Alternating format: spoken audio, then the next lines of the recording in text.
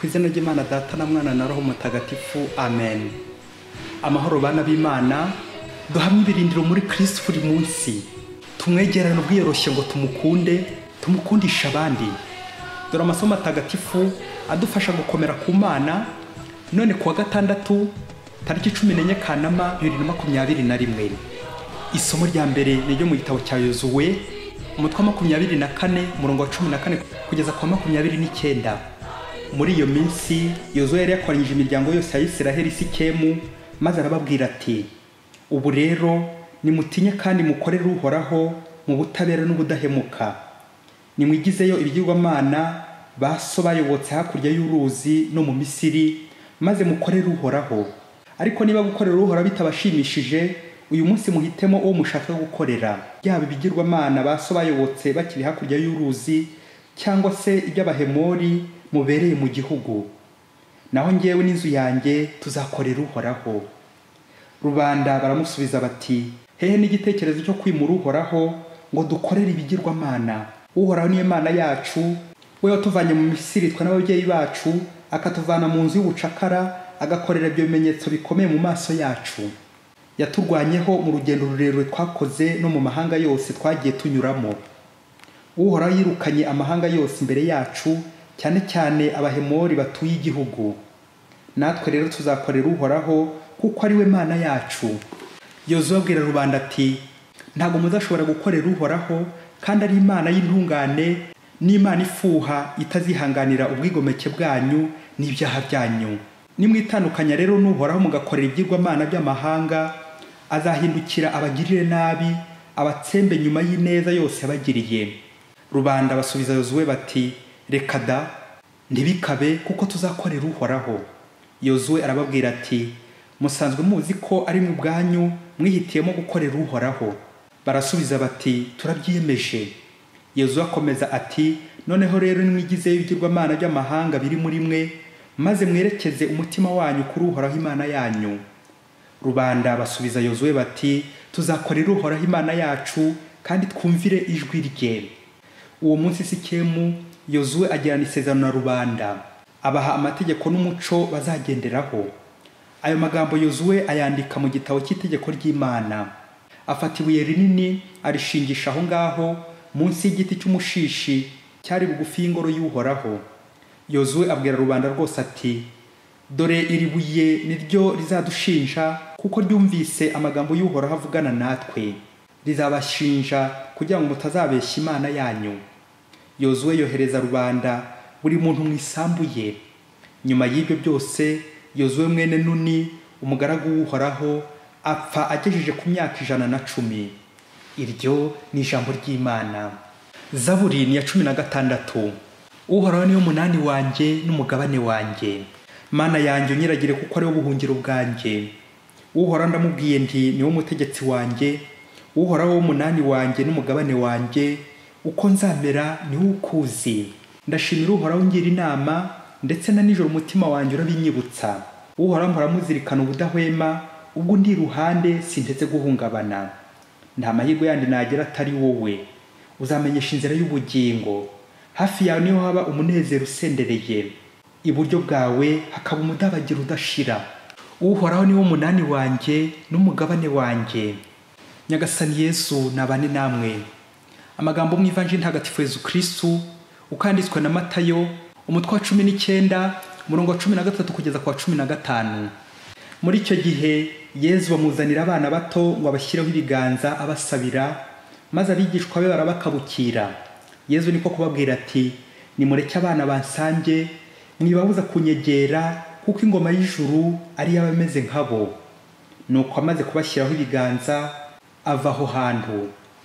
Iyo ni Ivanjili ntagatifu. Bakristo bavandimwe, nimukomere, mwitinya, dukingure Kristo amarembo yacu, maze yinjire, tumubone, tumumenyesha abandi. Umuririmbyi umwe mu gihangano cye ati: gukorera Imana nta gihombo kirimo, ubikore neza wirebere nawe. Amen.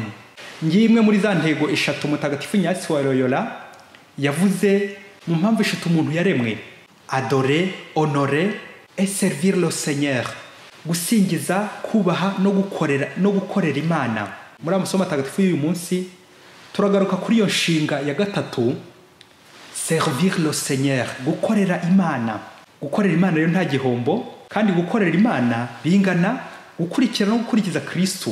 Kristo watwitangiye ku musaraba ngo aducungure dukire tubeho. Muri aya masomo Kiliziya umubyeyi wacu aduteguriye urugero rwiza cyane rwo gukorera Uhoraho, kubabara ngo abandi bishime. Uwo ni Mutagatifu Maximilian Kolbe wahowe Kristo duhimbaza none. Umuhanga ati il faut se dégager pour mieux s'engager. Rero mu gufata icyemezo bisaba kubanza gutekereza bihagije, nta guhubuka. Icyemezo nyine ni cy'abagabo, ukabanza ukegeza hirya no hino ibyakuzitira byose, ubundi ugafata icyemezo wisanzuye. Se dégager, icyemezo cya kigabo. Dore ko ntambwa ifata icyemezo burya. Icyemezo gifatwa n'abagabo, ariko navuga icyemezo cyiza, icyemezo kirengera abantu, gikiza abantu, icyemezo cyo gukorera Imana. Kubera iki ukorera Imana? Kugira ngo urengere abantu, pour le salut des hommes. Ukiha Imana ugashinga urugo pour le salut des hommes, kugira ngo ukize isi. Muri iyi si hari byinshi bidukurura ababyeyi, hari badatabuja benshi badukurura, hari uburyohe bwinshi bw'ibintu bishashagirana biri muri iyi si bigenda bidukurura. Ariko hejuru y'ibyo byose hari n'Imana. Imana yaduhamagaye ngo nayo tuze itubwire. Aya masomo rero agufashe, nanjye amfashe, twese adufashe gusubiza iki kibazo tuti wowe urahitamo gukorera nde? Mu isomo rya mbere twumvise Yozuwe wayoboye imbaga y'Imana bagakorana urugendo rurerure n'Imana. Byumvikana yari amaze kumenya Imana, experience avec Dieu. Ni nayo mpamvu twumva we yarabonye igihe gihagije cyo gutekereza, akaba yanafashe icyemezo ndakuka ati naho njye n'inzu yanjye tuzakorera Uhoraho. Amen. Bakristo bavandimwe, kimwe biza kubwira umuyobozi mwiza cyangwa umubyeyi mwiza ni uko abayoboye bose basa nawe mu bikorwa byiza, ndavuga bakageza kumwigana mu migirire myiza, bakamureberaho imvugo, ingiro, ingendo.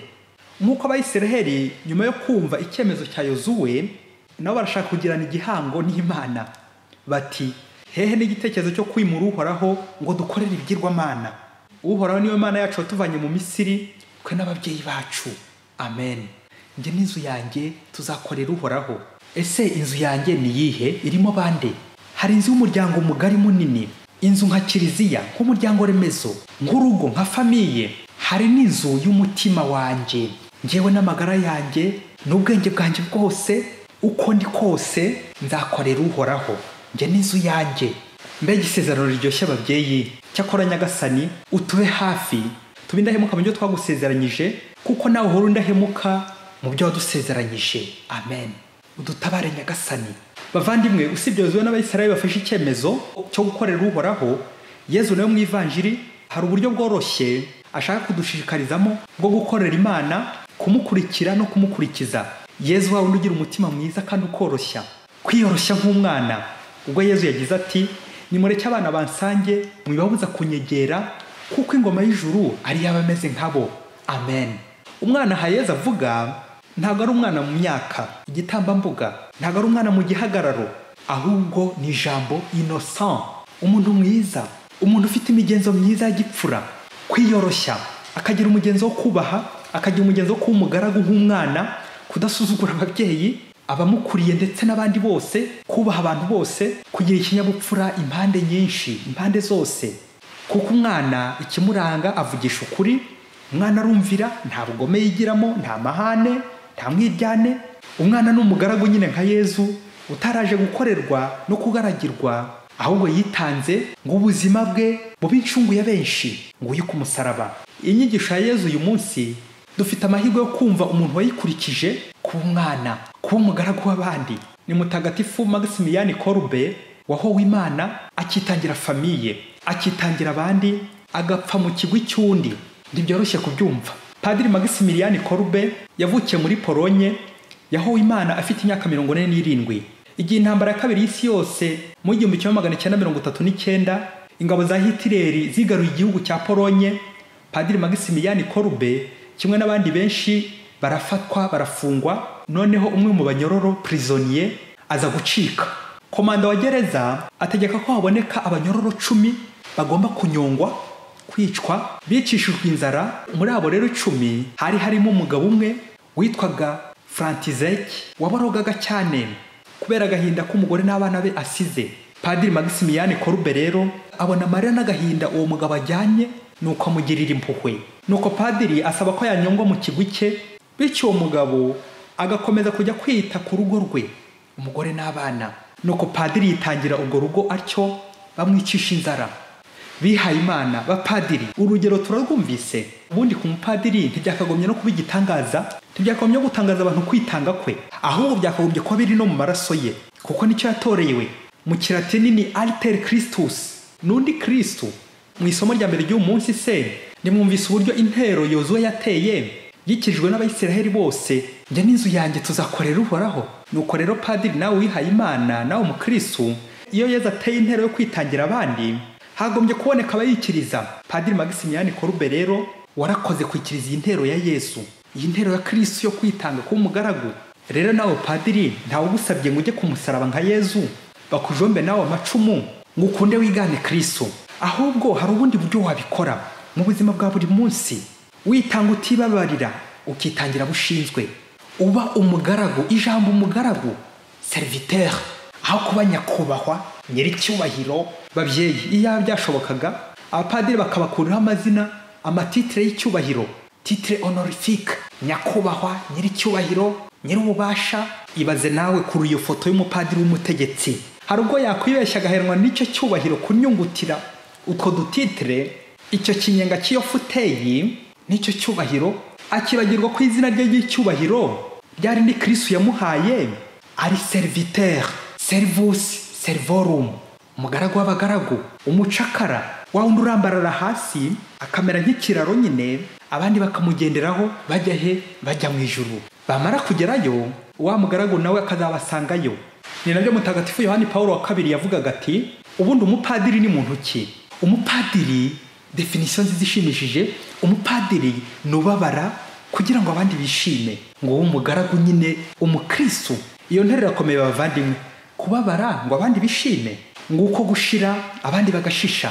Rero bakristo bavandimwe, kwitangira abandi ntibireba gusa Padiri Maximilian Kolbe, ahubwo buri mukristo wese ku rwego ariho mu buzima bwa buri munsi, muri twa dukorwa tunoroheje, yewe ntiyabura uburyo yitangiramo undi, gufasha, kugira neza. Ntiyabura uburyo yababara, akibabaza, akigomwa, kugira ngo uwo babana yishime, kugira ngo undi amererwe neza. Kwigomwa, kwitanga.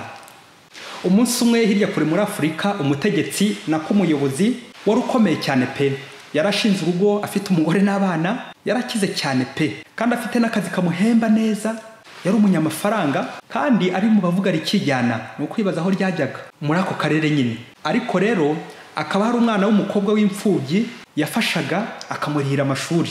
Igihe rero cyaje kugera wa mukobwa amaze kurangiza kwiga, ndavuga amashuri yisumbuye, wa mukobwa aza kumugezaho icyifuzo cyuko ashaka kujya kwiha Imana mu muryango w'ababikira, mu rwego rwo gushimira Imana ibyiza byose Imana yamugiriye, nabo bose Imana yanyuzeho bamufashe kubaho neza, bityo akajya gukorera Imana mu rwego rwo kwishimira ibyo byiza yamugiriye.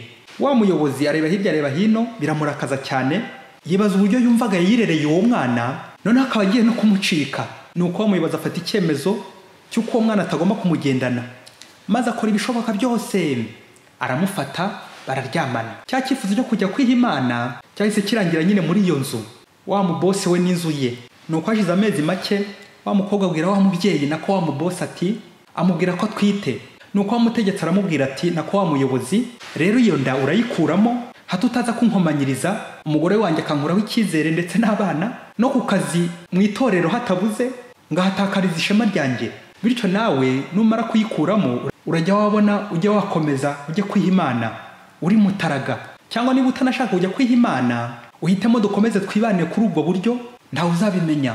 Wa mukobwa n'agahinda kenshi murabyumva ababyeyi n'amarira, aramusubiza ati, mubyeyi, ngirire guhemukira Imana mu busambanyi, nica umugambi wanjye wo kwiha Imana, ngire guhemuka nkumvira unshora mu bibi, mu ngeso mbi z'ubusambanyi, none ngire no gukora Imana mu jisho, nguramwo inda ngo nkune nkomeze ngushimishe nkubahishe, kandi warangije kunsebya unsibira amayira, nzamubyara murere aho gukomeza nkora Imana mu jisho. Bakristo bakristo bakristo, njye n'inzu yanjye tuzakorera Uhoraho. Ese uzakorera nde? patro, bose, muyobozi, mutegetsi, ku kazi, ku mirimo yawe, mu kwitanga kwawe ukorera nde? Ibaze niba uzakorera icyubahiro ngo ishema ryawe ritaharindimukira, ngo udaseba ugasebya abandi aho kugira ngo usebe. Icyo gihe rero uzaba umugaragu wa Sekibi, ntabwo uri umuja cyangwa umugaragu wa Kristo. Bakristo bavandimwe, ni ngombwa ko twikomeza.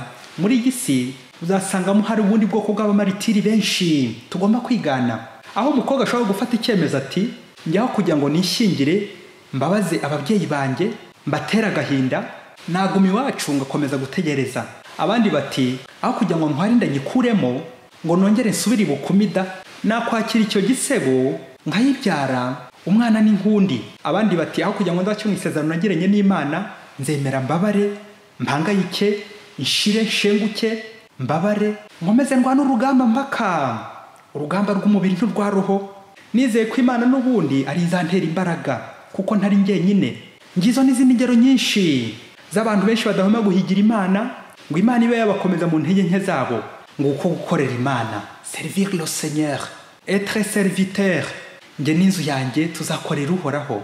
Bakristo bavandimwe, nyuma kumva izi ngero nyinshi z'abapadiri Maximilian Kolbe bahawe ikamba ry'ijuru kubera kwitanga, bitangira abandi, bakitanga kugira ngo abandi babeho. Nanjye biransaba gukora cyane buri munsi, mbabare abandi bishime, nigana Kristo umugaragu wa twese. Mutagatifu Maximilian Kolbe udusabire. Mwese Imana ibaha umugisha. Imana Data na Mwana na Roho Mutagatifu. Amen. Padiri Masumbuko Ladislas wa Diocese ya Cyangugu.